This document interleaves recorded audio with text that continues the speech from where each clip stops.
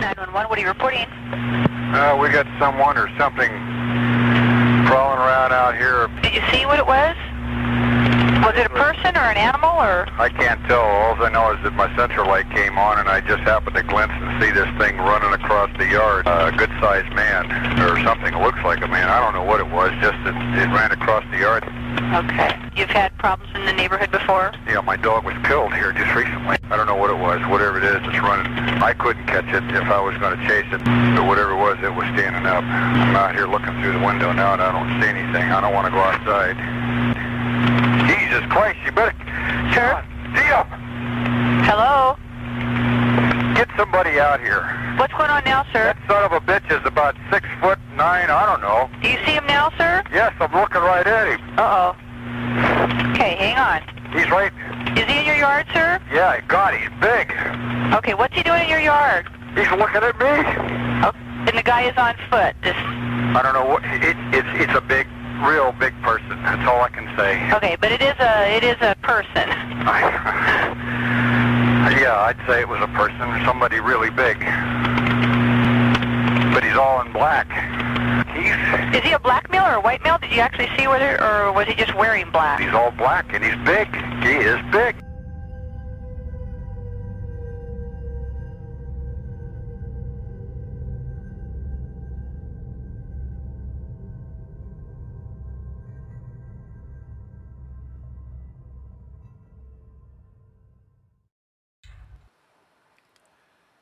You know what? That trailer hits harder when the sun has gone down.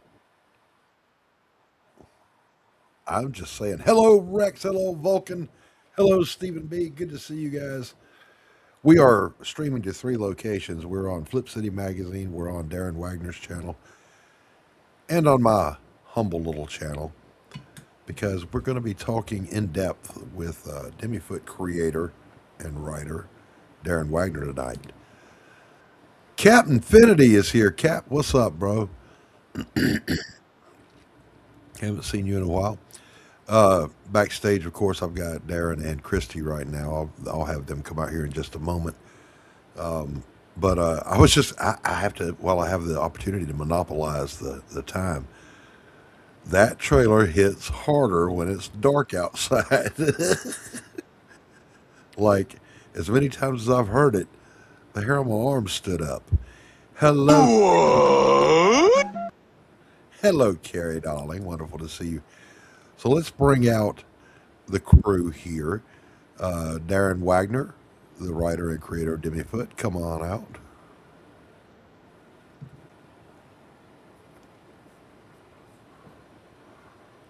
Hello, Darin. Hi. How are you, pal? Oh, Doc. I'm doing peachy keen. How about you? I'm old, but I'm all right. And right behind you. Let's bring out our, yeah, you are literally right behind me. Let's bring out our lovely producer, the publisher of Flip City Magazine, Christy Flip City. No, God! No, God, please, no! No! Thank you. I am simply oozing with excitement to be streaming tonight. The excitement is seeping through my pores. Every pore. It's good to see. Look, it's good to see everybody. If we miss you in the chat, you have to give us a minute. Evie Muck's lag a little bit behind you too. Please, please, please, please. Mwah. Vulcan, Carrie, I have missed you guys. I really have. I've had multiple life changes in the past several months that make it nearly impossible to stream, but I've forgotten I actually kind of like it. Yeah. So like, I've missed you guys. People don't know, Christy, that Christy and I actually got a divorce, and I ended up with custody of Darin in spite of my best efforts to get rid of him. So we've been a little at odds, but we decided to we could be civil tonight. Okay. I agree. That's our story, and we're sticking to it. Yes. Okay. Which, by the way, eventually I will be kicked off to hang out backstage and push buttons. Well, that's But my That's bearded son was the you, one that told me that. my loving bearded son. So, what I'd like to do tonight is there's some exciting stuff coming that we can't talk about yet because it's not a done deal yet. But the fact that we're going to be pushing a little bit on DEMI-FOOT tonight, it occurred to me, Darren and I were hanging out, and I said, you haven't really done a real interview. You've gone on shill streams and you've shilled a little bit, but you haven't really been interviewed. So I'm going to put on my interviewer hat tonight. We're going to interview the shit out of this guy. We're going to find Yes. out why his father didn't love him. We're going to make it all happen tonight. And we're going to deep dive into his creative process, his book, and what makes the man tick. So grab a beverage, kick back, relax, and enjoy the show. By the way, did we mute Darren? I did not mute Darren. Darren, can we No, hear you? Okay. yeah, I just was keeping quiet. Silence is my native tongue. Since when? Well, it used to be my native tongue. That's That's true. that's one of the epitaphs of the U.S. Navy submarine service. They painted on the buildings that silence is our native tongue as you're marching. The silent service, yeah. Yes. Like Thank you, Carrie. the second Darren starts like beard splaining, like I just like glass over immediately. I'm like, oh wait, shit, Darren was talking. Well, I Thank could you, be an Carrie. anesthesiologist. I had a very nice Memorial Day. Thank you. I went and paid tribute to the fallen comrades, and then I worked because that's all I do. I sit and I write. All right, so uh, Christy, Bye. no, not Oh, mine. I thought you were kicking me out. Christy, you do stuff too. So before you bail on us, tell us what's going on with Flip City Magazine. You guys, so like when I told Scott that I was streaming again tonight, he of course went and grabbed a magazine, and it was the Parody Special Edition of Flip City Magazine. This has been published, I think, now for about 4 months. I think Yeah, 3 or 4 months ago is when people started receiving these straight to their mailboxes. We are super proud of this particular edition because it's been 5 years in the making. It includes all of our best parodies of Flip City Magazine published in the last 5 years, and we have a really cool collector card set that he did not set those out for me to go along with them. That isn't available in our store. We just realized, dude, these things are going to become real collector's editions, and they're going to be promotional materials very soon. So make sure you follow us on social media, especially Substack. Find Flip City Magazine on Substack and subscribe to our Substack, and you will have a chance to win our very first collector card set to go along with our Parodies Only special edition. You're not going to want to miss out on it because we demand that you respect the lore. respect the lore. Oh, and flipcitymag.com. Yeah. FlipCityMag.com, and that's on Substack, or is that the website? Hey, hold on real quick. Vulcan, I swear we did send all the cards out, so I will get those replaced for you. Thank you for letting me know. Right on. See, I'm nowhere near that professional. If he had said that to me in the chat, I'd be having a meltdown and a panic, running around the house looking for whatever I got to do to fix it right the Oh fuck. no, I'm the queen of putting people off. I'm a procrastinator by nature, so I panic. I panic when it comes to art sales, that kind of thing. It's a right now thing. You know what I'm saying? And I'll tell you why. Because I have done gallery showings where I've had paintings that have sold, and I've had people back out before I got their money. I'm like, you son of a bitch, they just left. Hey, what's going on, Jason? Good to see you. Jason Bascom in the house. Wonderful, wonderful, wonderful to see you. One of my favorite artists, by the way. So yeah, flipcitymagazine.com. And what is this? Well, Flip City. actually, that will take you there too. But Okay. flipcitymag.com is our Okay. URL. So you guys, if you've never heard of Flip City Magazine before, we are a comic satire magazine in the tradition of Mad and Cracked back when they were cool. Not Yes. these days. We've kind of picked up the torch and started running with it back in 2020. But it's flipcitymag.com.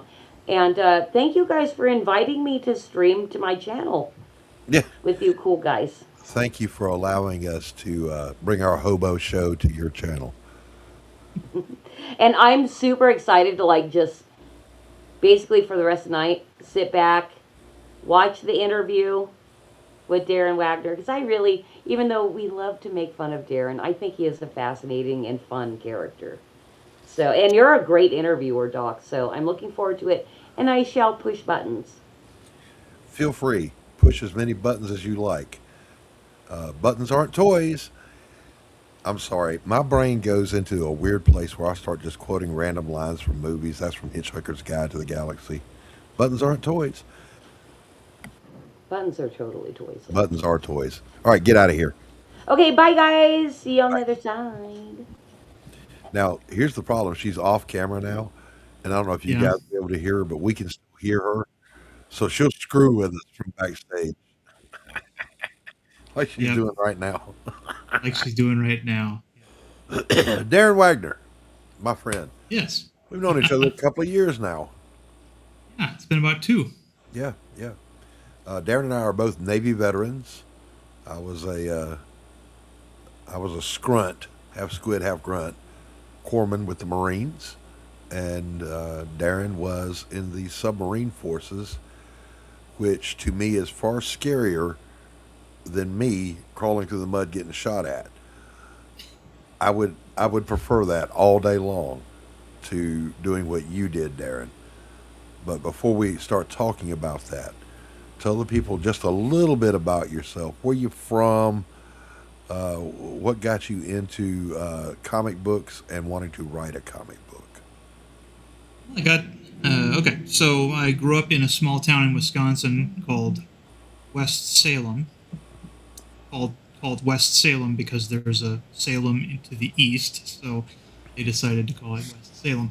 It's a suburb of La Crosse, which is right on the Mississippi River. So while I am from Wisconsin, I'm also quite familiar with Minnesota as well, right across the river. I went to school for journalism, worked at 2 newspapers. No, wait.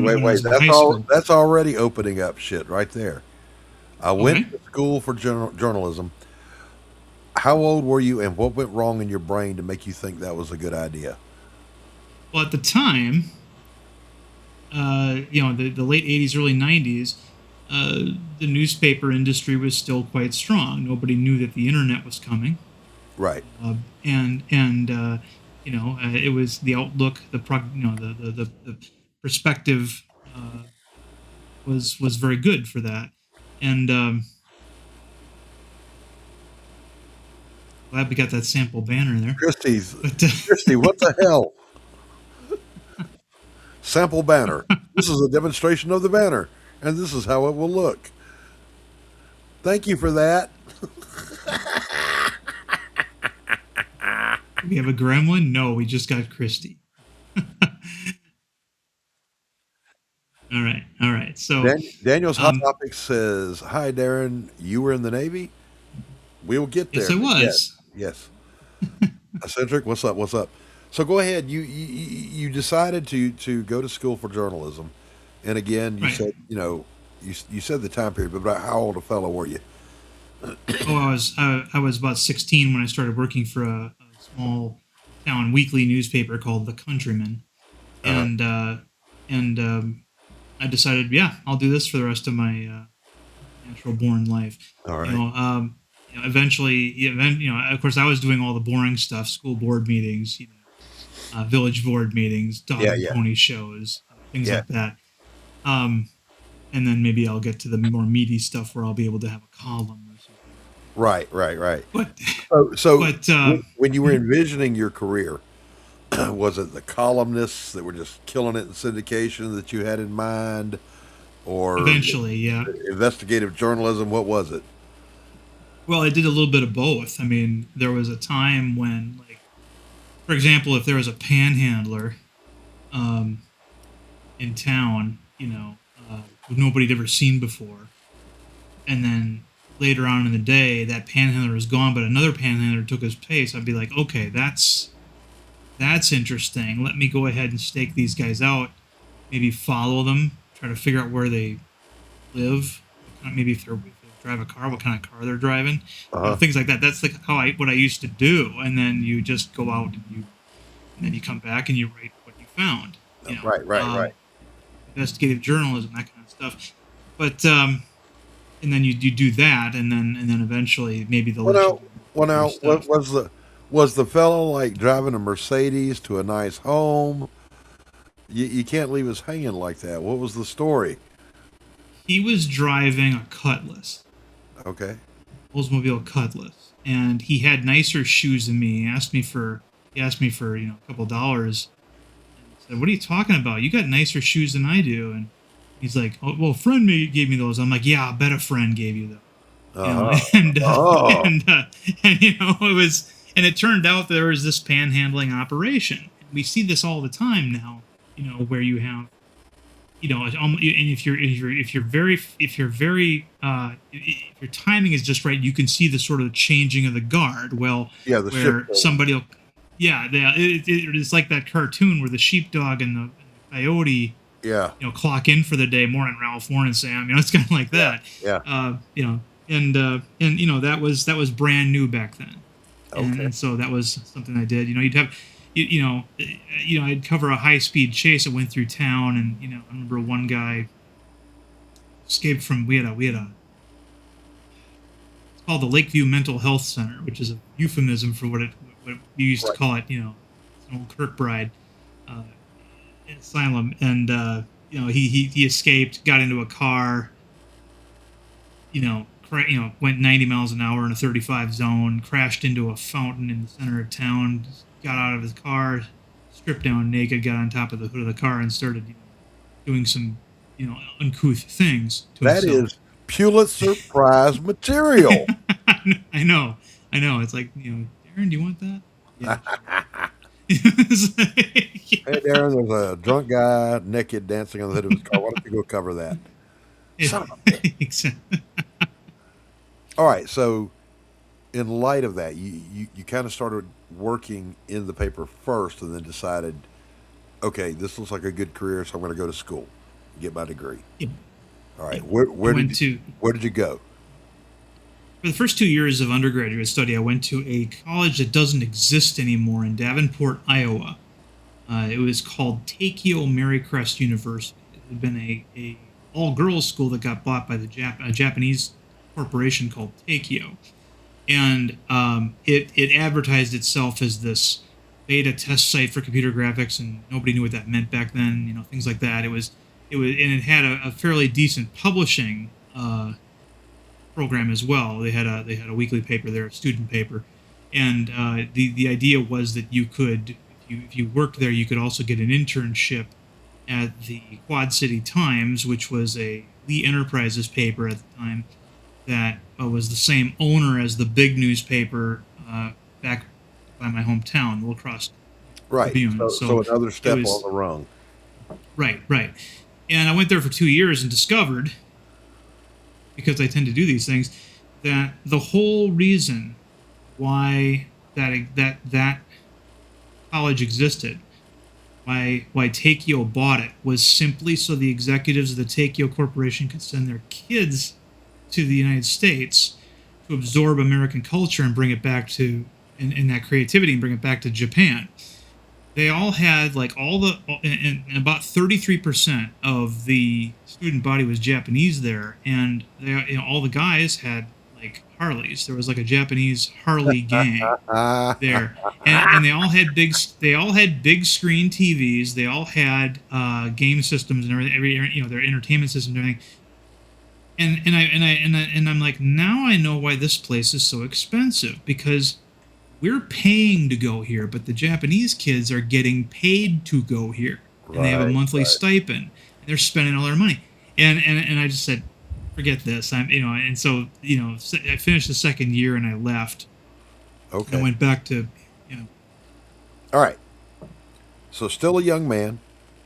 The Still a young dreams, man. the dreams of being Walter Cronkite have been dashed. Yeah. Did it sour you on journalism or just on that path? There wasn't really. I could see something very odd. The public relations major took all the same classes that a journalism major does. Uh-huh. And of course, what a public relations major is learning how to do is manipulate mass media, Right. right, for a corporation. So there's like, and I just there was, basically the farther away you get from that small town local newspaper, the more yellow journalism started happening. The more there was agenda driven stuff. I mean, bigger the bigger the community, especially. The more beholden you were to the AP Newswire and Reuters and things like that. Right. So I mean, there was, you just basically regurgitated the stories that they would send you over the AP wire. You didn't do any of the stuff. There was no attempt by the staff writers on any larger newspaper to get to know the community, because they were all trying to get to their next gig. Like they want to move up to like so that kind Fresno of soured you on the whole experience. Yeah. All right. Yeah, so it wasn't now- journalism didn't exist anymore. I've discovered. So, as a young man, disillusioned after the first, you get this great idea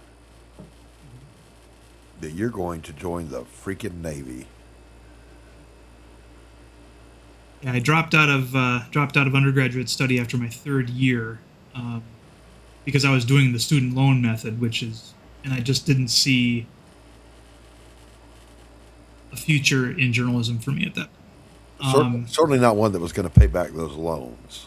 Right. Right. So I one of my favorite movies that had come out when I was in high school was The Hunt for October. And I'm also a huge Star Trek fan, so the choice of going Navy and going subs was the obvious choice for me. I looked at the various recruiting videos, and well, I don't think I could ever be a Marine. Those guys just doing things that I don't think I could do. But I look at submarines and I'm like, I don't know if I could do that. I think I can, but nobody ever really knows what they're getting into when they enlist in any service. They really don't. They're always, True story. There's always a shock to your system and everything. So I got in, qualified for the submarine program, went through sub school, went to firefighting school. Yeah, that's a little known fact people don't know. Every sailor in the U.S. Navy is a certified firefighter. All of us. Because, and here's the reason, it was explained to me when we were on our way to firefighting school. If you're aboard a ship and it catches fire, there's nowhere to go. You have to fight the fire. You can't run away. But yeah, you dropped out for a second. All right. So, I might have to shut my window in a second. So you're headed off to boot camp, and you went to Great Lakes, right? I went to Great Lakes Naval Station. Yeah. Now, see, when I served, and maybe some guys out there were 3 boot camps for the Navy. One was in San Diego, one was in Great Lakes, and one was in Orlando. Orlando was the co-ed. That's where the female sailors went. San Diego is where the cool kids went, and then everybody else went to Great Lakes. But they shut down San Diego, and now everybody had to go up to this frozen wasteland outside of Chicago to Great Lakes Naval Training Center, NTC RTC. Yep. So you went there, and it is important for context. What month did you arrive? I arrived in November. Oh, and left in very early January. And the lake effect is real. I can tell you. Growing up in Wisconsin, we have 30 below winters all the time, but there's something extra cold about the air that comes off of Lake Michigan and blows right over the base. It's Yeah. it's a special kind of hurt. Yes. Yeah. And that, by the way, would have been the deal breaker for me. I joined the Navy, and I was good to go. And they said, well, which boot camp do you have a preference for? And they told me about all three. And I said, well, I want to go where there's sunshine and warmth. So anywhere except Great Mistakes. And they sent me to San Diego. So yeah, excuse me. I'm old and my lungs are gone. So you decided on submarines, and that was locked into your contract from enlistment, right? Yeah. All right. Yeah. I was guaranteed to go to submarines as a what they used to call a striker, which meant that you would get there and you wouldn't have any rating. And the idea was you could figure out which job on the submarine you wanted to pursue, and then you would leave your boat to go to your A school and come back. Well, when I was in basic enlisted sub school, which is basically your second boot camp after Right. regular Navy boot camp, you have to go to BESS, and half of BESS is just unlearning all the stuff they taught you in Navy basic training because it doesn't apply to subs, in terms of ship design and all that kind of stuff. Right. And they came up to me about a month in and said, the sonar A school is looking to increase headcount, and your scores are pretty good. Do you want to just do you want us to essentially upgrade you from a striker to just having you go to this sonar A school? And I took it. I'm like, that's kind of what I wanted to do anyway. Yeah. And so it worked out real well. I got to go to the A school. Yeah. So let's tell folks that might not know what that is and why that job is maybe the coolest enlisted job on a submarine. Well, I'll tell you, so every rate or job in the Navy, if you ask that person what the best job in the Navy is, they'll say their rate and the corpsman rate. The only people who don't say that are the corpsmen. But no, I think that it was the most Hollywood of the jobs on board, because if you look at movies like Down Periscope and The Hunt for October and all that, even Crimson Tide, which is not a very good movie, but in terms of plot and structure, but the sonarman, which is always an enlisted guy, is a big deal. The sonar operator usually gets more lines than any other enlisted character in a submarine movie, and that's because he's the eyes and ears of the boat. When they're submerged, he's the first, he's operating the sensors. He knows what else is out there in the water with them and where it is in relation to the boat, in relation to own ship, and so right. That's yeah. It's not like you can just open a window and look out on a submarine. No, they get around by listening. And there's so much, Darin. We've talked so many times about all this, but for those that don't know, people that are only Hollywood familiar, you may be familiar with the little pinging sound of sonar. That is active sonar. That's when you're sending out pulses to specifically locate and range a target.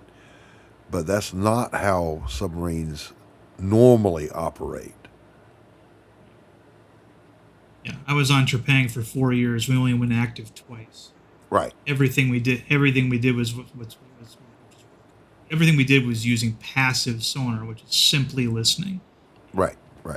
Calculating bearing rate and things like that. Yeah. So basically, you would be tooling along in this tube underwater, sitting in a little cubby, not much bigger than a freaking porta potty, with a pair of headphones on and a little display in front of you, and you would go, "Hey, Chief, I think I heard a whale fart. Roger that. That's a whale fart. Notify the captain." And you would tell the captain, "Hey, there's a whale farting. Hard, fine off the bow." Right. Well, yeah, because out on the control room there is our broadband sonar display is mirrored out there, so the captain or the officer of the deck can see what we see on the broadband display. Right. And they'll sometimes call in, SonarCon, what's the the indication that such and such a bearing, and we'll be like, con sonar classification biologic, which Yeah. is an animal outside the hull somewhere. Right. Right. And It's sir, we think it's the Loch Ness monster. Nessie apparently had a double bean burrito with extra guacamole, and it's really flatulent. So that's the transient you're hearing. All right, so you're on this boat now. We got to kind of back up a little bit though, because all along the way, since Darin was a little bitty bearded little toddler, Darin Wagner loved comic books. Yes. yes, All right, so take us back in time. What was the first comic you remember buying for yourself? Incredible Hulk 255. It featured the Hulk fighting Thor on the cover. It had a cover by, I believe, Rubenstein and inked by Al Milgrom. And it was not. It was the first comic that I bought with my own money. Now, the first comic I ever got was actually Incredible Hulk King Size Annual number 8, I believe it was. Okay. Where, yeah, sorry. Sensing a trend. The Hulk. Yes, The Hulk, The Hulk, was your yeah. boy. Hulk was my boy. Yes. All right. I was introduced to the Hulk with the TV show. Okay. And he was the first sort of monster I ever, because I was about 4 years old in 1977 when that show came on, and it scared the shit out of me because I'd never seen a monster movie or anything like that at the time. And even though he was a made for TV right. monster, but the combination of the eyes and the fact that you didn't really know what he was capable of doing, you don't know. I hadn't figured out his patterns yet, so I didn't know what he was going to do. Right. And I would, as soon as Bill Bixby, would flash his white eyes, I would run into my bedroom, which was off the living room, and watch the show from underneath my door. The clearance on the door was that big, and my dad thought that was hilarious. That's so cute. So my mom, who was kind of mad at my dad for letting me watch it, went to a newsstand somewhere and bought a bunch of comics, and she made sure she had at least one or two Hulk comics, so that I sort of help me take the edge off, and that's how I got into it. All right. Later that yeah. No. So mom bought you some good Hulks, and you read them. So Yes. when you went out and bought your own, you were just carrying on what Mm-hmm. was already there. Yep. And there are collectors. There are people that read comics but don't throw them away, that aren't really collectors. And then there's the uber collectors. Which were you? I think if you talk to most normies, they would think I was an Uber collector, but I honestly don't think I was, because I until about 1987, I was relying on the newsstand spinner racks. Right. I had two in my hometown. Right. So that meant I only got half. I only had access to about half the comics being published by the big two, and none of the indies. LCSs were not a big thing back then. No, they weren't. I was the same way. For me, it was the drugstore and the little stop and go mart in the middle of nowhere had a spinner rack. Yeah. That was it. And you Yeah. go pick through it and find one bent, crumpled ass one hanging over, and that was what you got. Yep. Yeah, I walked 1.5 miles in one direction from my house. I would go to a liquor store that had a news rack and a spinner rack right next to it. And the owner would always peek around to make sure I wasn't looking at the nudie mags. He had the comics because that came with the deal, I guess, with Right. his newsstand.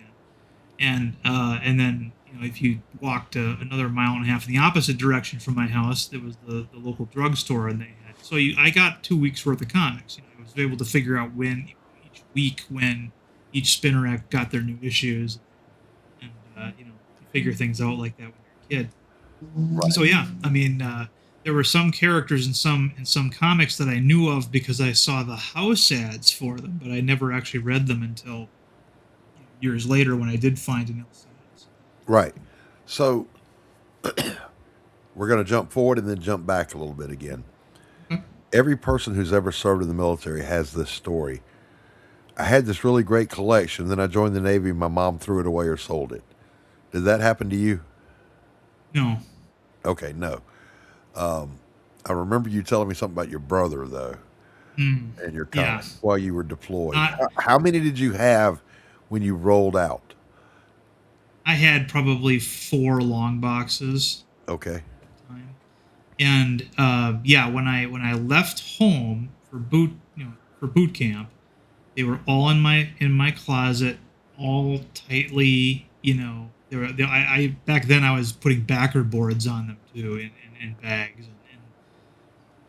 and when I came home from for the first time after joining, over a year later, I came into my old bedroom and found a whole bunch of comics that my brother had pulled out of the boxes, and he just left them on the floor. Uh, all of them out of their bags and backer boards. Those bags had UV protection, coating on uh, them, and the sun had been shining. Because they'd been laying there in the floor for a year. All the covers were faded from the sunlight, and yeah, and no. some of them were quite, some of them were quite, personal, as far as a couple of McFarlane Hulk Spider-Man Oh my and gosh. So faded covers. So so yeah. the short version is when Darren was finally sentenced to prison after killing his brother, that's when he developed a taste for writing. I'm kidding. I'm kidding. Um, yeah, a lot of guys, and I know you've heard that story too. A lot of guys told the one though about mom threw him away while I was gone. Happened to me. Hello, Planet X87. Wonderful to see you. Welcome. Um, excuse me while I fire up another stick of life. Used to do that. Now, I happen to know they don't deliver comics to submarines while they're deployed. A little hard to get them. But one thing we've never talked about was, did you take some on board with you and reread them over and over and over again, or no?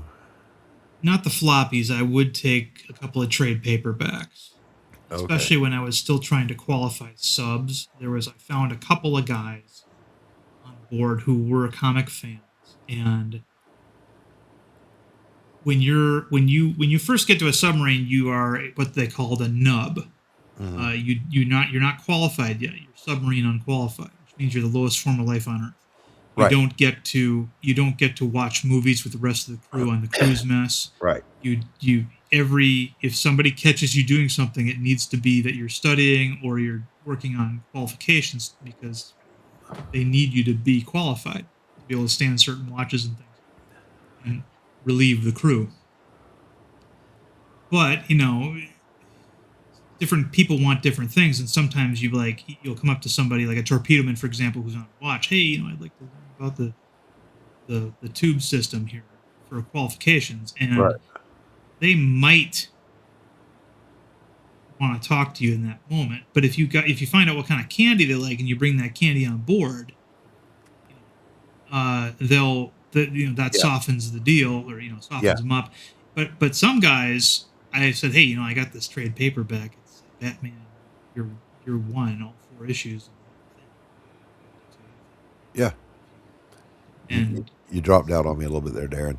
So for yeah, I'm sorry. those of you at home that aren't kind of following along, uh, on all ships, but especially submarines, you have to kind of get familiarized and certified on every system on the ship or boat, Right. and you don't get to wear the little dolphins, the little pins that go on your chest, until you get certified.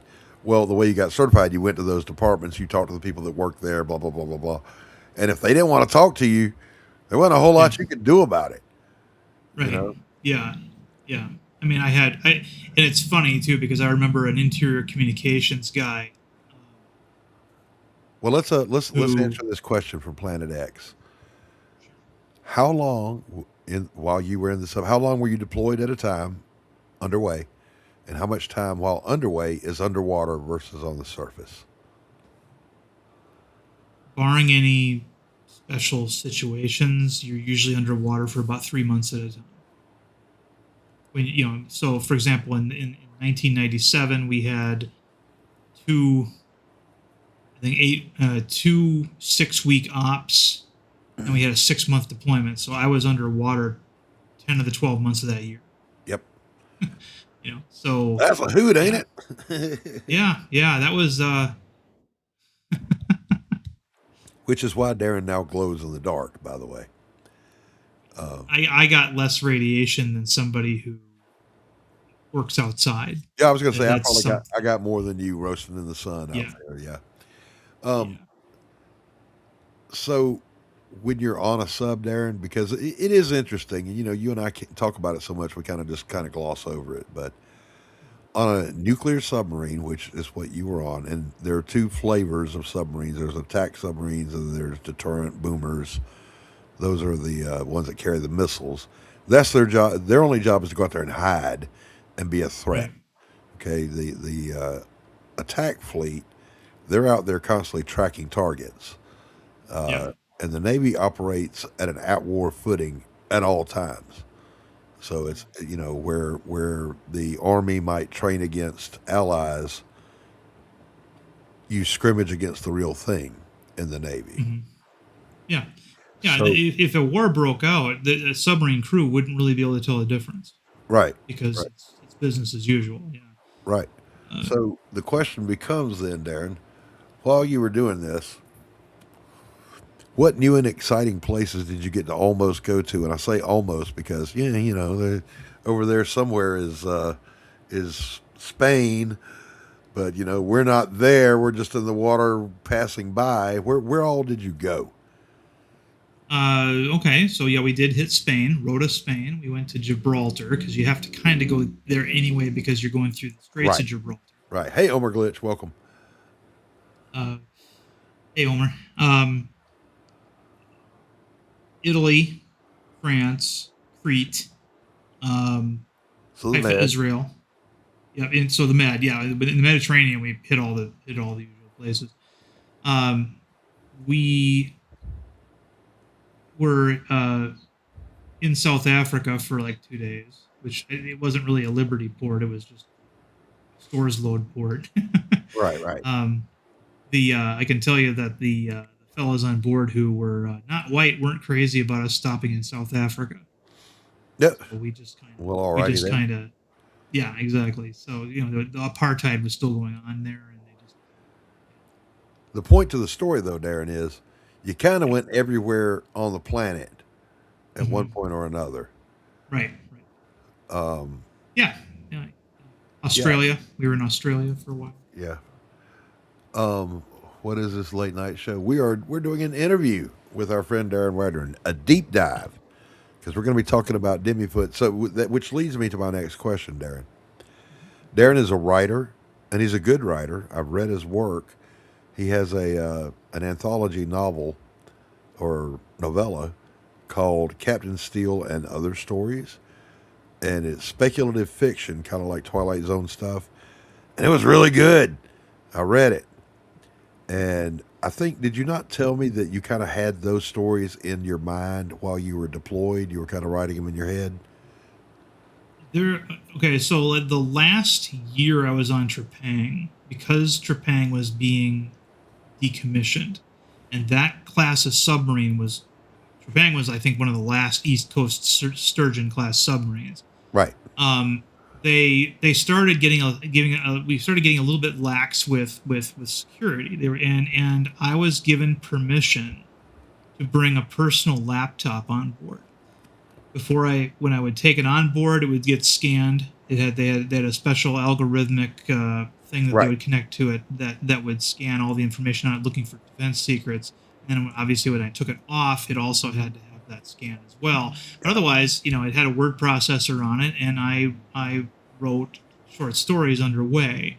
And Captain Steele started I started writing that while I was still on board, and then when I got home, I finished it.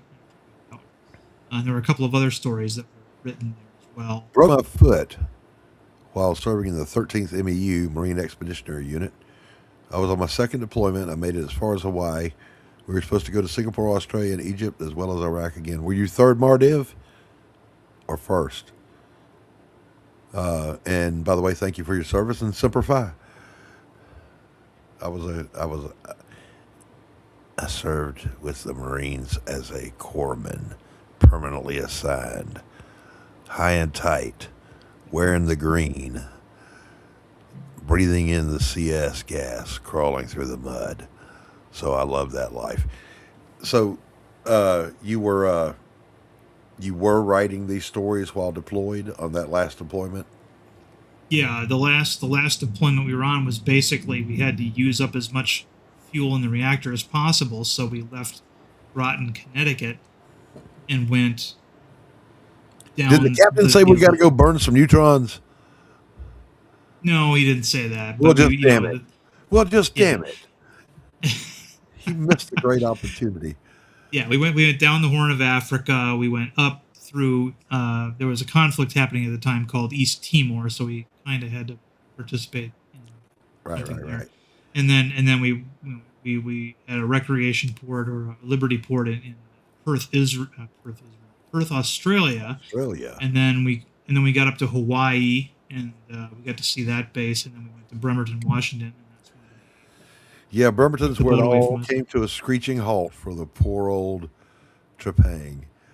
Oh, absolutely, Double Dog. And the corpsmen love their Marines and would die for them, but at the same time, if you leave a really good MRE laying around, I will steal that shit. Just saying.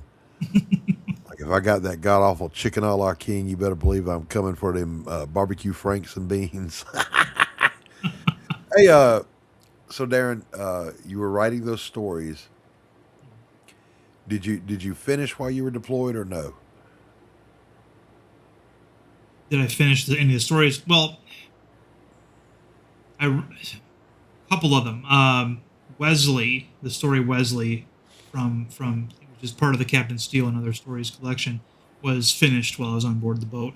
Right. And another one also, The Walleye Will Not Return, was also, which takes place on a submarine. It's written there. So, that was very bad luck, by the way, Darin. You're not supposed to write that kind of shit while you're actually deployed. I know. Let me kind of let's peel your brain housing unit manifold back a little bit. Who influenced you as far as writing goes? Who were your writer influences? When I was very young, it was Stephen King. Kind of hesitate to say that now, given that Stephen King is more known for his rants, his wackadoodle political views. But you know, he was arguably the most successful writer of the late 20th century. He was a superstar, things like that. You know, but I you know, there's Tom Clancy also was in there. Believe it or not, when it came to comics, I actually liked John Byrne and Peter David. As far as just the writers go. Well, that's what I was going to ask you next. Is it's weird, you know? For me, I'm a fine art painter, but I also draw comic book stuff, right? And those two do not mesh together at all. For writing, on the one hand, I'm inspired by some of the same people, you know, Tom Clancy and Tolkien and blah, blah, blah, blah, blah. But then you go, oh, but, you know, as a comic book writer, I really liked this one, that one. That's a strange blend to hit you. But the question becomes, Darin, that I want to know, how much of those non-comic book writers do you bring into your comic book writing?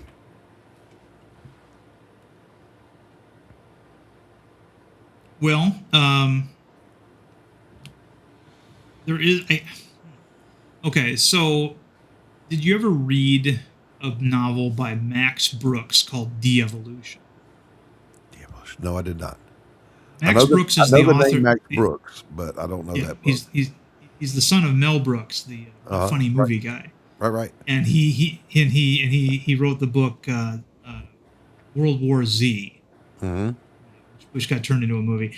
His book De-Evolution is about a bunch of college professors who live in a remote cul-de-sac near Mount Rainier. And Mount Rainier, I believe it was Mount Rainier, explodes. It becomes the next Mount St. Helens. Okay. And this drives a clan of desperate Sasquatch into their valley. They're under siege, and they're under siege from Sasquatch. So I mean, I read that because that was the highest profile Sasquatch book that had come out in a long time.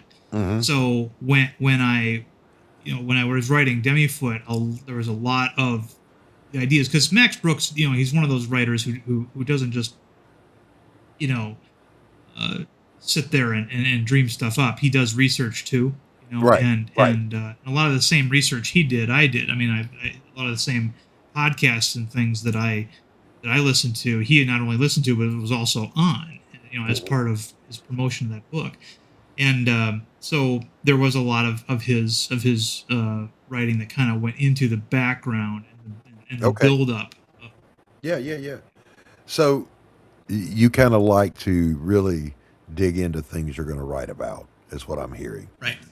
Yeah. And we're gonna dive a little bit deeper into that here in just a moment. Christy, are you there? Oh, producer girl, are you there? Hey, how about you run a longer ad so I can go grab a couple of cigarettes and then we'll come right back. Because, the doctor without his. Yeah, let's do that. As a matter of fact, I think we have a trailer for my book that's currently still funding over on Fund My Comic, called A Damn Dirty Thing, but a breaking news story on that. My book publisher will be releasing the next book in the Jake Bishop series called Justice or Something Like It here in the next couple of weeks. So I'm excited about that, and I am doing my best to cobble together a commercial, not a trailer, a commercial for that, for the publisher to send out to its locations, not just for our little sphere that we roll here. And it's been a nightmare. I just want to write the books. You know what I'm saying? But Darin, Mhm. when you were a young lad, when you were a bearded 8-year-old or 9-year-old running around in the parents' house, were you were you and hiding from the Hulk? Were you already writing? I mean, did you write at a young age? Were you showing it to your parents? Were they saying, "Oh, this boy's got a little talent here"? I didn't start writing until high school. Okay. Um, I actually hated writing because the English teachers that I had at the parochial school that I was attending, they didn't they turned it, writing when you're in school, and when I was a kid, it was usually a punishment. Oh, your punishment is going to have to write, an essay, Right, 4 pages, double, and a writing punishment, and okay. I All right. Now I that got one of those punishments, and I had a fun time doing it, and then they stopped giving me writing punishments because they could see that I yeah, enjoyed myself. that leads to the next question, which was, being that you were reading comics, every kid that's ever read comics has stories in their heads that they're creating for where they think the storyline's going or where they'd like to see it go. You had to be doing that. That had to be going on, Oh yeah, you yeah, know. yeah. It's art, even good art and bad art begets more art. Right. In fact, I think it was Alan Moore who said, if you want to be a writer, don't just read good books. Read really bad books too, because they can Yeah. often teach you more and keep you motivated Yeah. more so than the Tolkiens and the Yeah. Clancy's and And William the Faulkners. extension of that is when you're writing, don't just write your good ideas. Go ahead and finish writing your bad idea, or at least work on it for a little while, Right. because it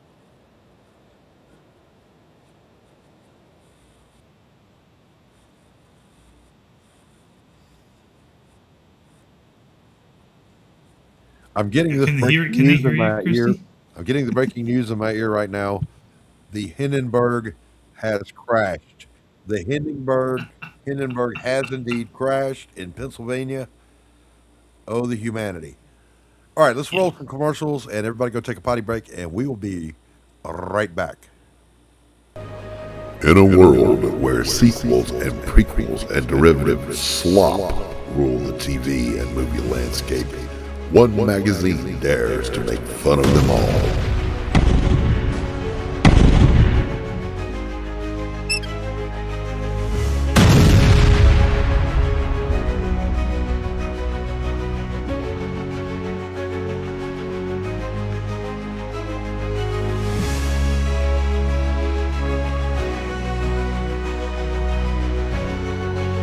One mag to roast them all.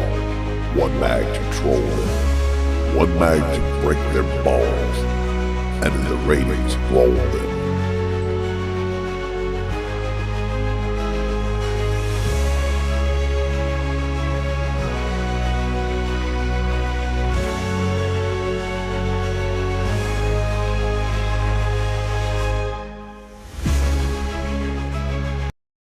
It's time for a tasty and refreshing snack.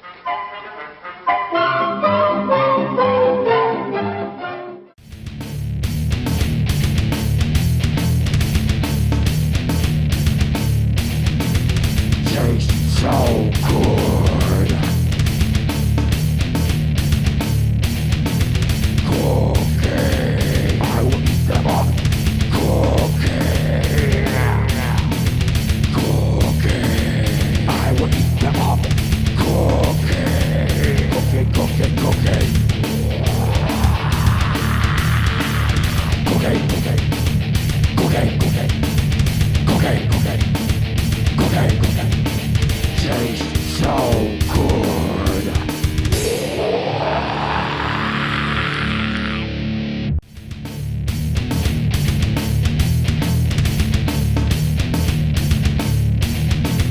Tastes so good. Cookie. I will eat them up. Cookie. Cookie. I will eat them up. Cookie. Cookie, cookie, cookie. Cookie, cookie. Cookie, cookie. Cookie, cookie. Cookie, cookie. Tastes so good.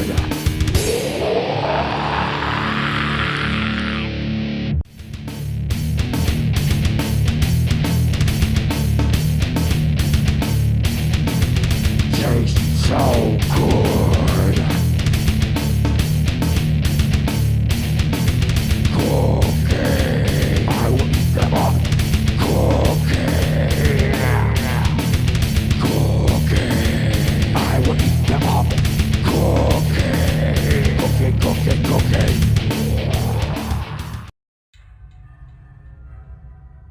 911, what are you reporting? We got someone or something crawling around out here. Did you see what it was?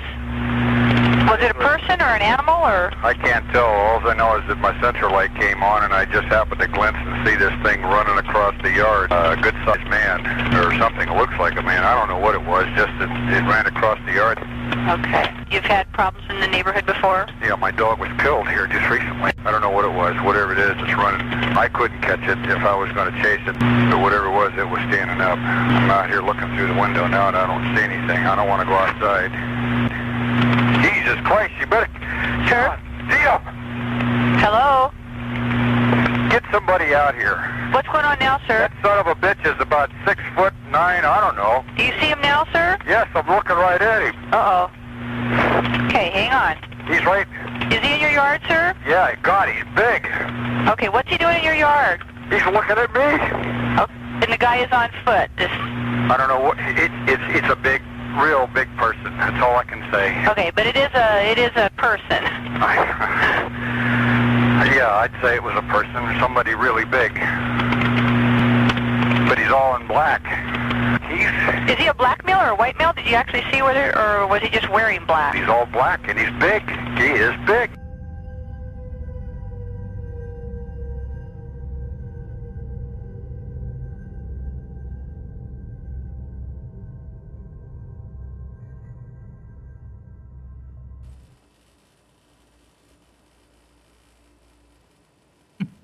All better now, Doc?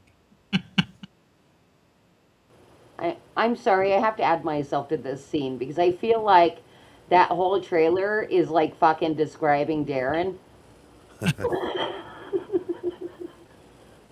He's big. I don't know. He's big. Darin, I cannot I'm hear not. you still. What's he doing right now? He's What's looking that? right at me. That's Yeah, like I said, that hits different when it's dark Yeah. outside. All right, it does. just It does. Yeah, that audio is taken from an excerpt from an actual 911 call. It was Right. actually 2 calls, but where the guy, a couple of weeks earlier, something killed his dog. Right. It's like his dog ran out into the backyard. There's a woods behind his backyard because it saw something.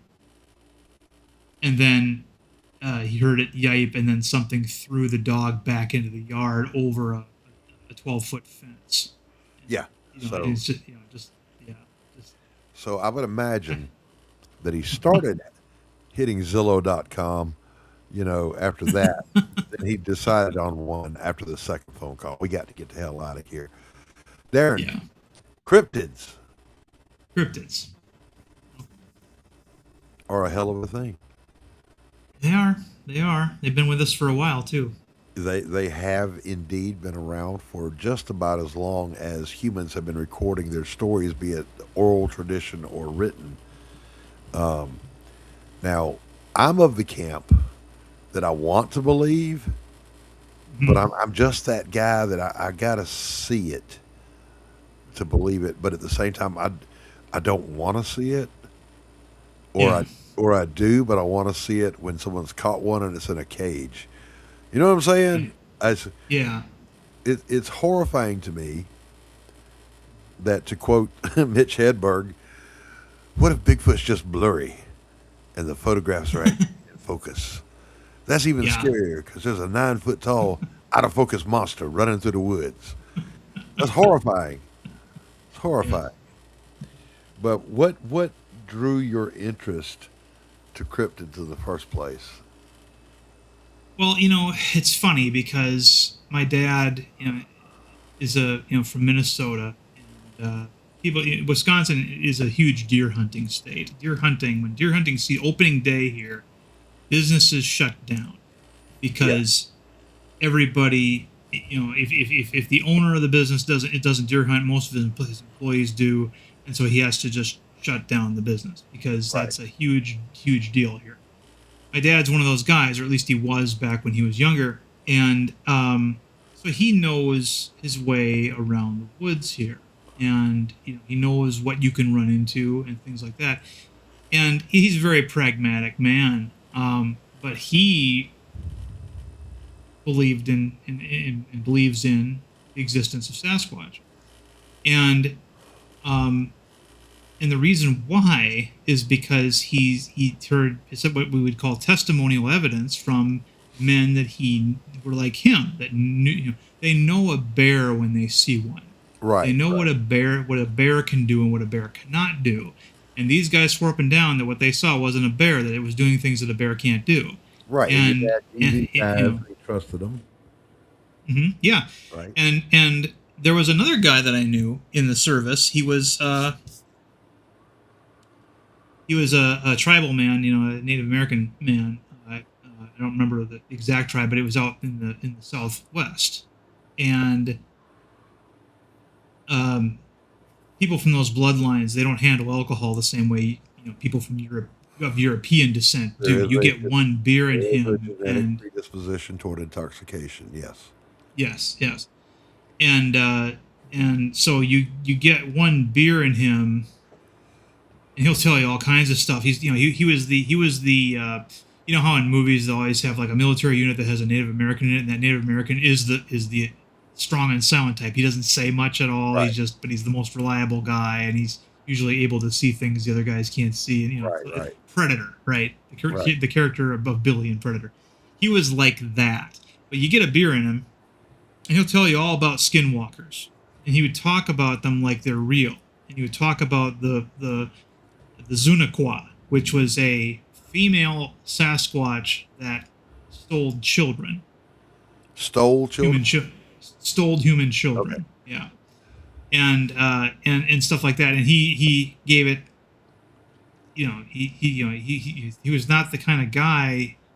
Truthful guys often aren't very talkative because if you can't tell a lie, you're probably going to keep your mouth shut to compensate Right. because to keep yourself out of trouble. And he was that way. So, cryptids, at some point, every little kid gets a book somewhere about Bigfoot or Loch Ness, Right. Or Right. Chupacabra and stuff like that. Yes, I still owe my elementary school that book because I stole it. Yeah. And you start reading about historical accounts about Ape Canyon, about how Theodore Roosevelt talked about shooting one on a hunting trip. President of the United States talked about it. Right. Abraham Lincoln talking about the So super huge how old a bones. fellow were you when you came across that lore for the first time? I was a kid. I was a kid when I first came across it, and when I asked my dad about it, he was a believer, which struck me as very odd because he didn't believe in anything. He didn't believe in ghosts. Right. He didn't believe in Right. aliens. He didn't believe in anything, but he believed in that. So that gave it weight to me as a kid. Now, when you And come on then- now, you say kid, elementary school. Elementary school, yeah. Okay, all Elementary right. school, yeah. And then when I was on Trepang, of course, you meet people from other parts of the country, Right. and you start learning about the cryptids that they have. Obviously the Southern boys, they call them boys, they were men. They have this thing down there called the skunk ape, which is basically a Sasquatch that just Right. has a little bit more odor to him. And not as But he's big. essentially the same creature. Not as big, but essentially the same creature. You had, wood boogers. They sometimes called them. A guy from Ohio said we call it the grass man. There, Yeah. people Yeah. that. Yeah, there was an older woman here that went to church with us, and she would sing a song at dusk, and it was "Ain't no boogers out tonight. Daddy killed them all last night," but it was about the wood boogers that would come around up in the hills of Appalachia, and she weirded me out. Not gonna lie, didn't want to have a conversation with her after that. I gotta go. Yeah, in Texas, there's areas of East Texas where they're called the no necks because those particular ones, their heads are like. They don't seem to have a neck. They got their head is just either perched on their shoulders or it's embedded in their shoulders. It's weird. Right. And yeah. So. All right, so these things obviously struck your fancy. And then at some point, Darin, Sasquatch and the Hulk ran into each other in your brain. Yeah. And maybe a little bit of Dr. Jekyll and Mr. Hyde in there as well. Maybe a little bit of Swamp Thing in there. Mm-hmm. And DEMI-FOOT was born. So let's go back now. Okay, before we dive into who and what DEMI-FOOT is, let's talk about how he came to be in your head. Well, I had been doing some personal research on city parks. I've always been fascinated with some of these, like Central Park, for example. Yeah. Is something that, and Battery Park also is as well in Manhattan. And city parks always fascinate me, and Central Park in particular, because it's this. Everybody knows what Central Park is, but and I was doing this research while listening to certain things. I think it was Sasquatch Chronicles, a podcast. It's one of the better ones, and I decided to write this novella. I shot for a novella. If it becomes, I'm always shooting for a novella. If I finish the story too early, it's a short story, and if it goes long, Right. Yeah. yes. So I aim for a novella. And publishers love novellas. They do. It costs them less money to print. And I came up with this idea of a rogue male Sasquatch that, for whatever, is driven from his clan and wanders into a city's park and doesn't go away. So Figures kinda, out how to kinda going back to the yeah. books. Book. Right. Yeah. Okay. A little bit, because this one I didn't want to draw, or I didn't want to write rather a a monster villain like the ones in the Max Brooks books. I want something that actually. I came up with this idea that he figured out how to survive in the city by ducking into this park. When he Right. ducks into the park, he becomes invisible basically, Mhm. and he learns how to eat food and things like that from the city, and then of course when people try to mug people in his park, he prevents the mug because he can't. He's compelled to stop evil when it happens Yeah. near him. Yeah. Yeah. Yeah. That idea. Well, I started I writing mean, this, and originally it was just hold on. That's almost the reflex of a yeah, domestic dog, no matter what it is. If you right, like, you're going to get somebody in that offensive play, they will defend instinctively. right. So kind of that was going on with your park Sasquatch. Yeah, the working title was going to be Urban Sasquatch, and at the time I didn't know that there was this ultra low budget movie that was called Suburban Sasquatch, which was made by a bunch of college kids. It was of a guy, it basically is a movie about a guy. I mean, it's clearly a guy in a gorilla suit running through people's backyards and strangling people. Terrible, terrible low budget, ultra low budget movie. It's practically a Right. movie. Right. I didn't know about it, but the working title was Urban Sasquatch, and as I was writing it, I ran into a problem because I had listened to so many testimonies, and I feel like I know how these creatures are. They're very deliberate. They don't have an inner monologue. They live very much in the moment. They don't even think 15 minutes ahead. They are, you know, they're not they're not like us in that regard. And Right. I realized I couldn't really Right. get Planet into the thought. Planet X says, I love Sasquatch stuff. I probably listened to hundreds of Sasquatch Chronicles podcast episodes. Me too. I binge watch the stuff on YouTube. Thinker Thunker. What's the other guy? The big one. God, I'm blanking. Standing. Say it again. Todd Standing. No, the something cabin. Oh, Cabin in the Woods. Yeah. Yeah. That's good. I watch all that stuff because I want to believe. I want to believe. All right, so go ahead, Darren. Go ahead. I just, we never ignore the chat here. And by the way, Planet X, stick around. We're going to show you what Darren has concocted in that lore that you can avail yourself of here in just a little bit. And I said I can't get into this character's head because because I know too much about how they're supposed to be based off of testimony from eyewitnesses. Right. They don't think enough like us. The only thing human about them usually is the way they stand and walk.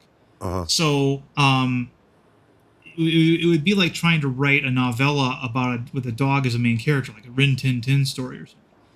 So I started thinking, I don't want to write Man Thing. I want to write Swamp Thing. There you go. Comic book fans know the difference there. Yeah.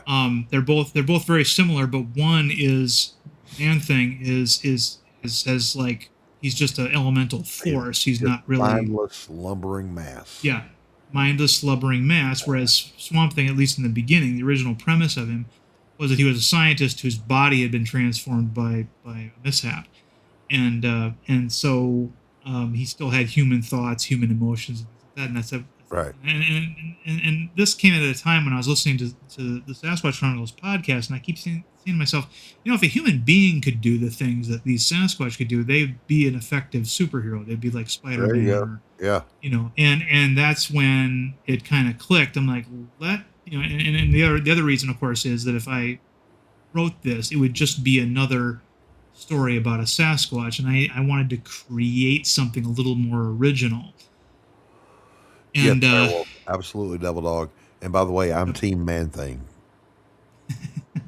just put it out. Yeah, it's okay.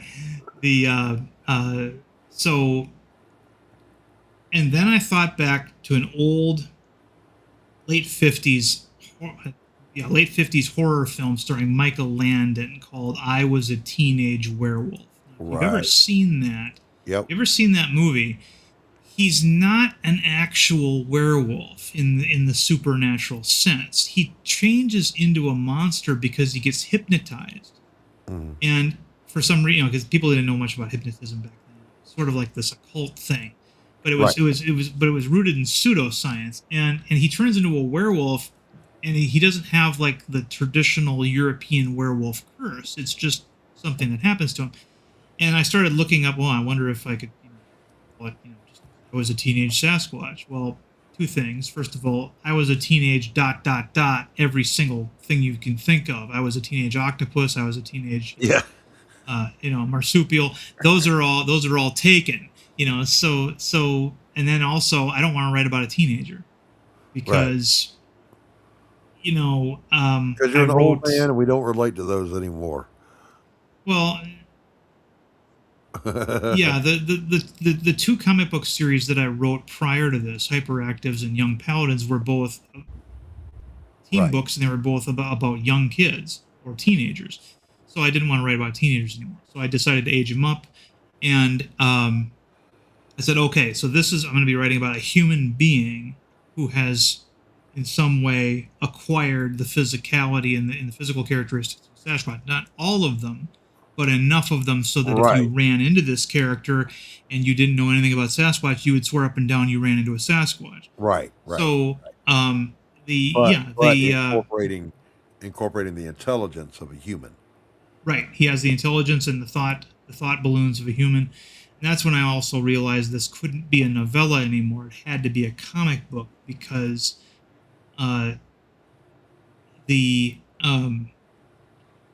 mostly because I was friends with John Dillard and kind of wanted to see him illustrate this, Right. And I thought, well, maybe I could hire him to do like 6 or like a black and white hatching, cross hatching thing for each chapter, and kind of like Cycle of the Werewolf with Bernie Wrightson and Stephen King.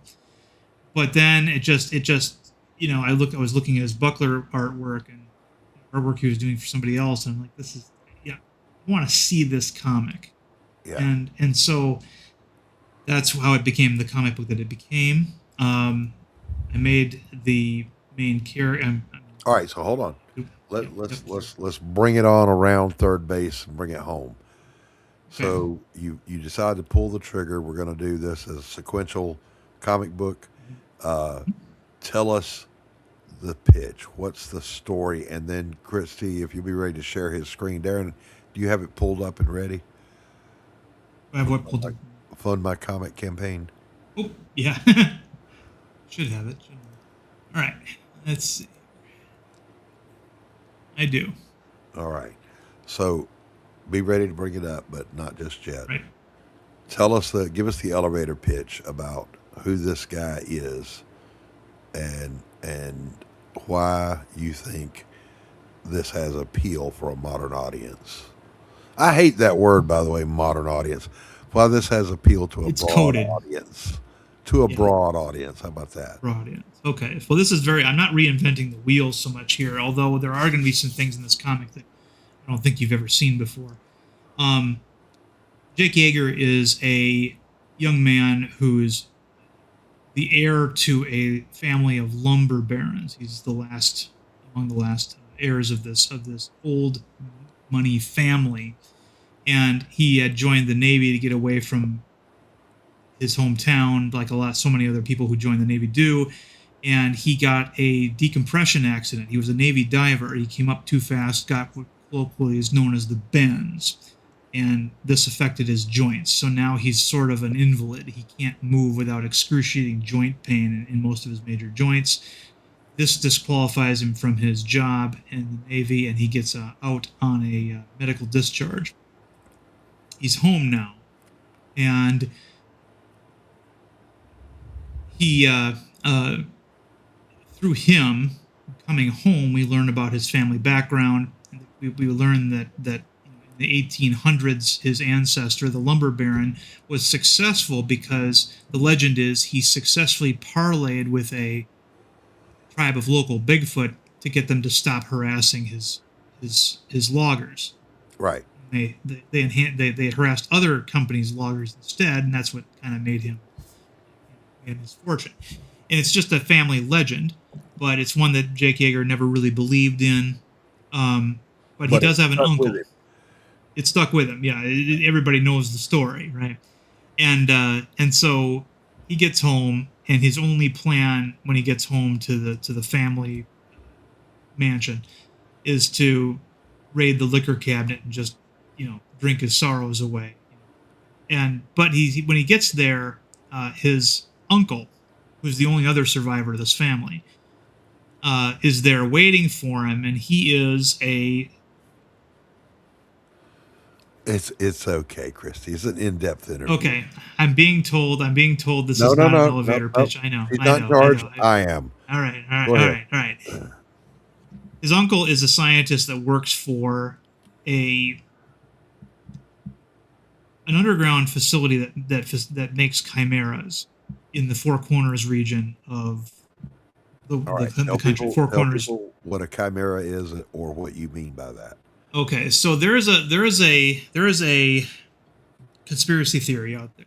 Fascinating. This idea that the United States is making chimeras. That when we found out about the cloning of the sheep Dolly, we found out about that like 20 to 30 years after it actually happened, and that they've been trying to splice animals together and trying to also create entities that mix human and animal characteristics. Which is what a chimera is.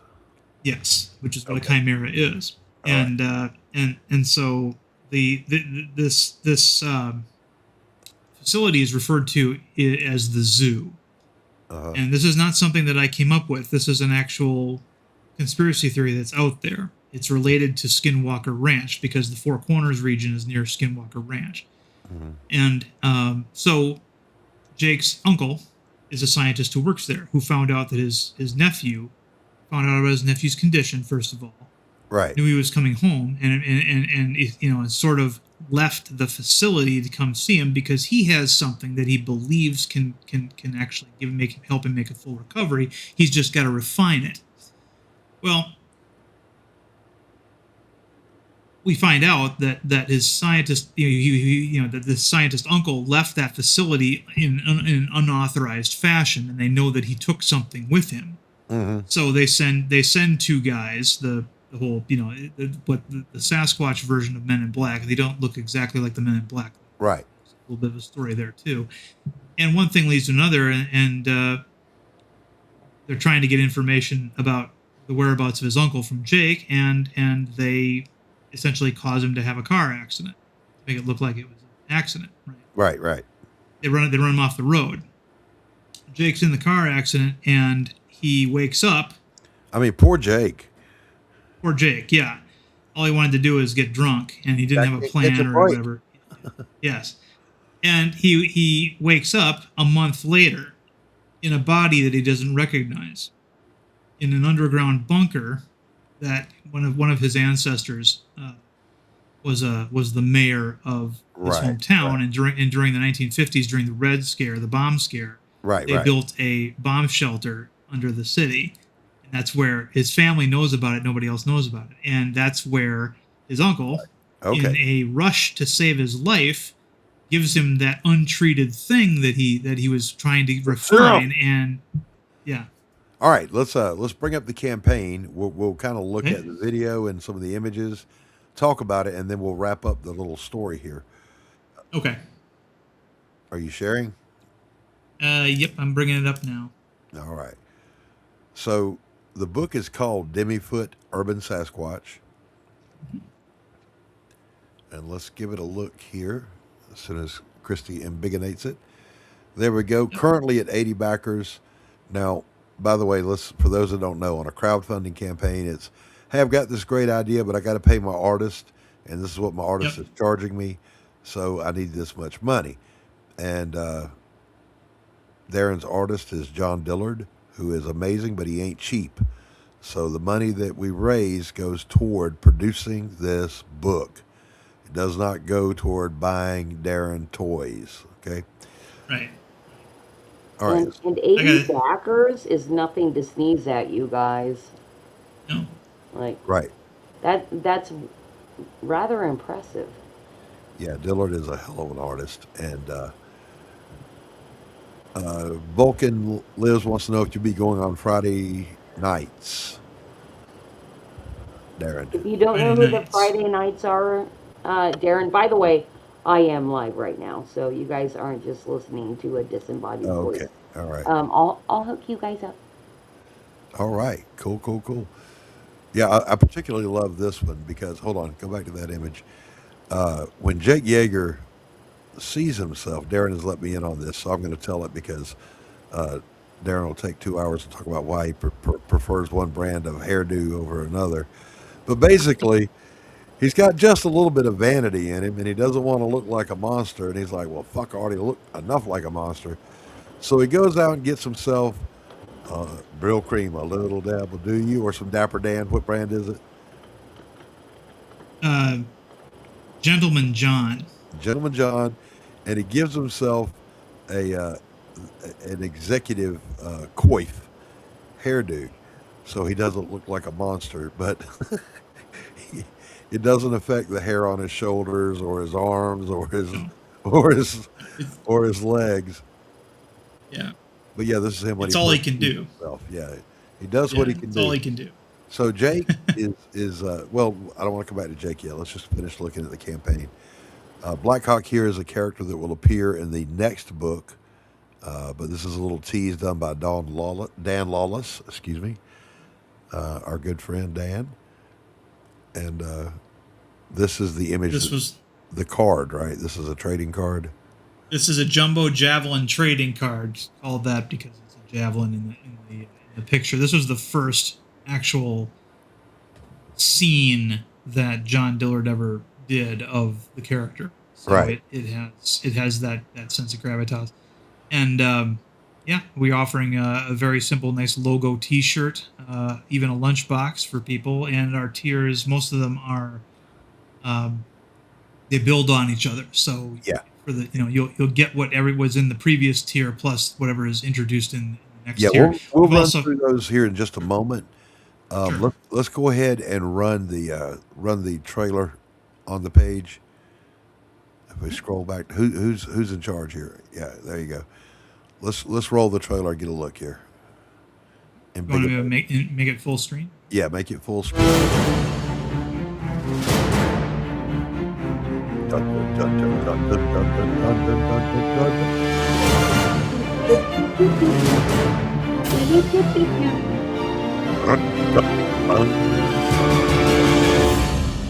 I'm doing that so we don't get copyright struck. Hey, me Oh, too. you'll be Dun, dun, dun, dun, dun, dun. I mean, check out the art. Ooh, that is good.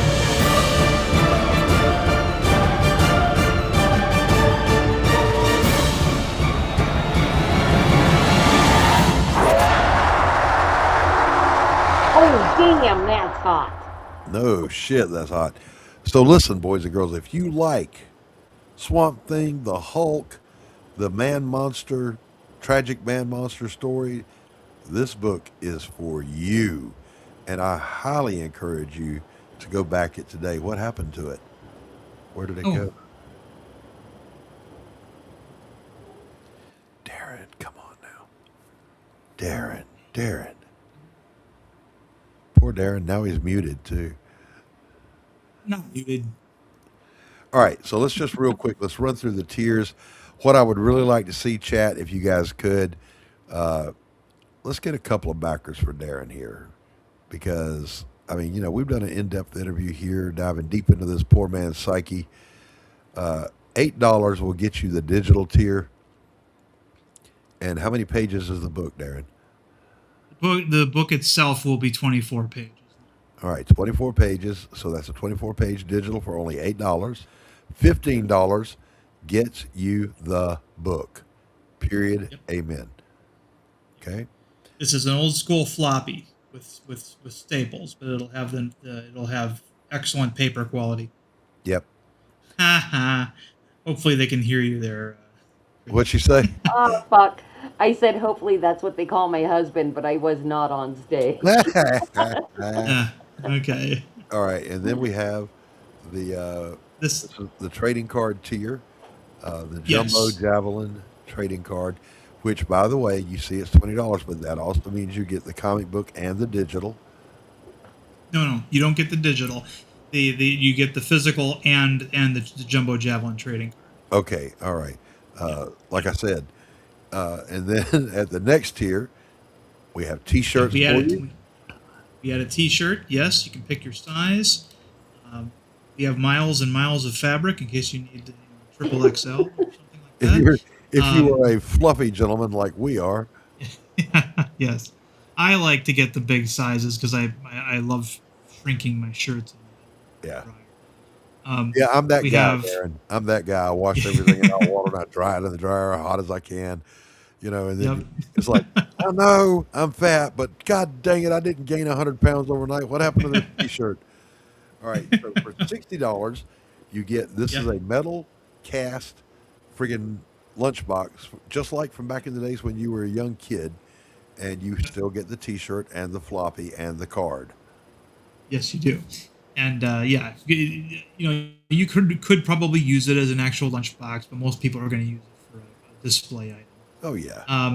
Yep. $75 gets us what? This is the immortalization tier, which gets you everything that we've said before except the digital copy. And then you get your name printed on the back cover as an immortal backer. And we've got 7 people who have done that so far. Nice. You can. Then we have this. Yep. We have this tier that nobody's taken yet, which is for $500. You get everything we've talked about except for the digital, but you also get a character in the comic based on you in terms of your likeness. So we have 3 slots for that only. You can either be a bum. Vulcan Live said he has backed it. Thank you, Vulcan. God bless you. Thank you, Vulcan. Thank you, Vulcan. Thank you, Vulcan. And then at $60 we have. Oh, $60. This is the retailer bundle. This is intended for people who have comic shops. For Vulcan. Yeah. One more time. The retailer bundle is intended for comic shop owners who want to buy 5 copies at a discounted rate. There you go. So, yep. And then we have the collector's bundle tier, which is intended for serious collectors who want to have 1 copy to read, 1 copy to save for themselves, and a 3rd copy to maybe sell on eBay. Or slab. Or slab, yes. Yeah. So, all right. So let's do this. Boys and girls, you can contribute to the campaign without even making a pledge or a purchase. I forget where that's at. Contribute, that red bar right there. Even if all you can do is throw my man $1, yeah, it's a worthwhile project, but I'm going to say this too. Darin is a good writer. It's a good story. We all know John Dillard's art kicks ass. So this is a no-brainer. And Darin Wagner is a honorably discharged veteran, a man of integrity. He's going to deliver what he promises. Period. Amen. Full stop. You're supposed to say amen, Darin. Amen. Yes. There you go. There you go. All right. So we've been going an hour and a half. That's my cue. We're getting. It's about that time to start wrapping things up, boys and girls. But listen. First of all, Vulcan, thank you. Those of you that are watching live right now, if you could give a thumbs up on whatever YouTube channel you're watching, that would be groovy. And, like and subscribe and do all the beedly boot down there at the bottom of the YouTube screen. But also, if you have the opportunity and you're watching this later, go over and back this worthwhile book and let's get this thing going. Hey, by the way, you guys, because this hasn't been mentioned, I believe in the description of all of these lives, the link is there. There you So go. if you happen to be watching this later, or it hasn't been dropped in the chat enough, just go to the description of the video and you can link directly out to DEMI-FOOT Urban Sasquatch. Fantastic. And Zach Darin. And I have a question for Darin, and I'll come on camera for this one. Yeah. Darin, How bad do you want it, baby? You want it? I do. I want to tell this story because, I've only done superhero team books in the past. I like the idea of writing only about one character. And again, I want to show people something they haven't seen before. You're going to see a comic book environment that it doesn't exist anywhere else. Even for example, if you know of Wisconsin superheroes like the Great Lakes Avengers and Mike Barron's the Badger, this is different than that. So yeah, you want it bad. Yes. So Darin is saying he will come, and for $10,000 he will come and wash your cars in a Speedo. Ooh, nobody just want saying. that. I'm just You saying. just lost me sales, Doc. You just saying, lost me Darin. sales. Hey, there's all kinds of kinks out there, buddy. You know, don't be kink shaming.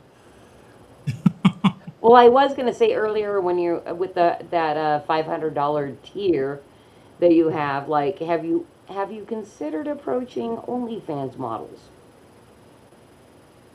Oh, I don't know any OnlyFans models at all. Sure, you don't. okay. This has gone. No, I don't. Uncomfortable turn, ladies and gentlemen.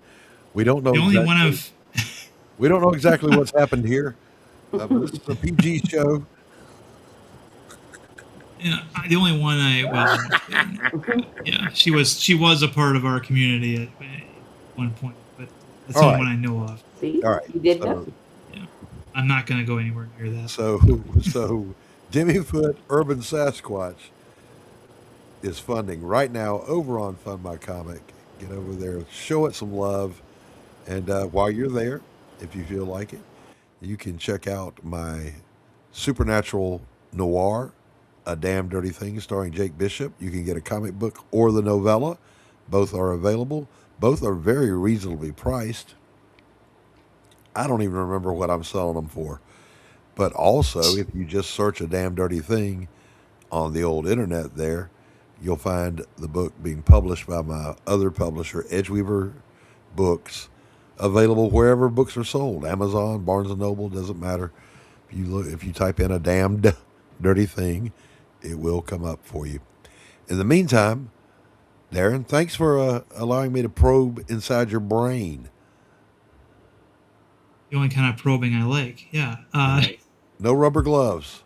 No lube. No rubber gloves, yeah. Thanks for having me, Doc. It was very, very generous of you and Christy to give up your time. You know, Christy letting us into her house like Glad this. to do it. You know, when I believe in something, I get behind it as much as I can. And I do believe in this story. I like the story. I like it. It's a good story. All right. That's going to do it for us. Thank you guys for tuning in. Thank you, Darin Wagner, for coming on and letting us interview you. Christy, my love, thank you as always for producing and hosting. Chat, you guys are the rock stars of every place you go. Without you, there's no point in doing any of this. Thank you. Peace out.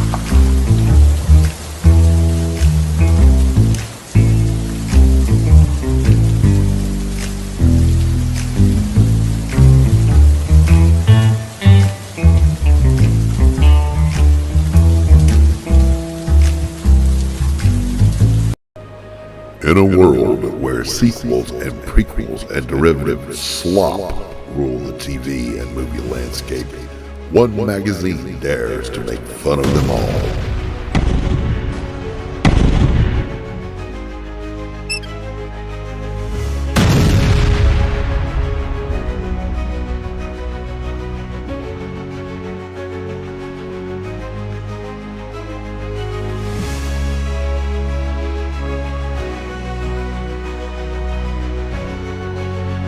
mag to roast them all, one mag to troll them, one mag to break their balls, and in the ratings roll them.